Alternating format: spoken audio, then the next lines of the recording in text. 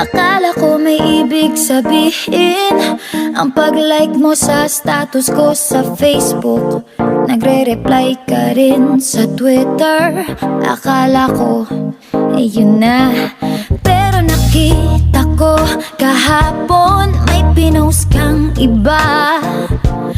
May kasama kang maganda. Ang sabi mo sa akin, kaibigan mo lang siya.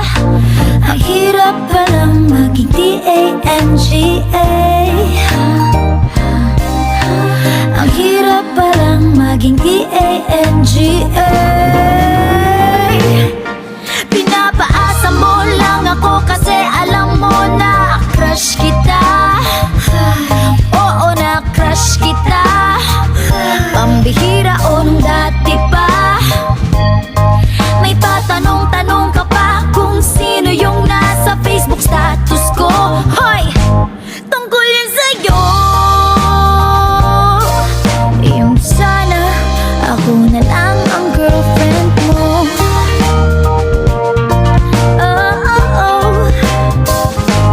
Parang gusto ko nang sabihin ang feelings na tinatago sa'yo.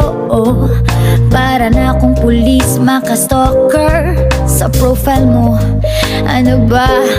Pero nang makita ko kahapon post mong may kasama ka, ang mundo ko'y nag-iba. Pakiramdam ko, boy, chicks mo siya.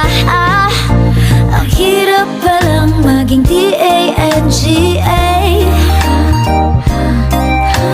Ang hirap palang maging T-A-N-G-A. Pinapaasa mo lang ako kasi alam mo na crush kita. Oo, na crush kita. Pambihira o nung dati pa. May patanong-tanong ka pa kung sino yung nasa Facebook status ko. Hoy! Tungkol yun sa'yo. Yung sana ako na lang ang girlfriend mo. Iniisip ko tuloy, napaaga ba paghihinala kung sa'kin may gusto ka.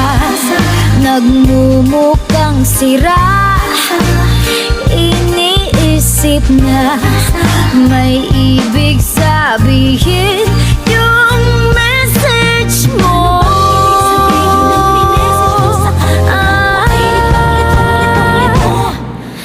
Ang hirap palang maging T-A-N-G-A. Ay, ang hirap palang maging T-A-N-G-A.